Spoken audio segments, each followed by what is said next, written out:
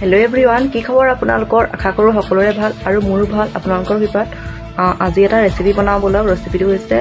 পালেং শাকৰ লগত ৰৌ মাছ আৰু ভিডিওটো সকলোকে চাই যাব আৰু আপোনালোকে মোৰ ভিডিওবিলাক চাই হয় কিন্তু লাইক কমেন্ট কৰিবলৈ একদম পাহৰি যায় লাইক কমেন্ট কৰি চেনেলটো আগবাঢ়ি যোৱাত সহায় কৰিব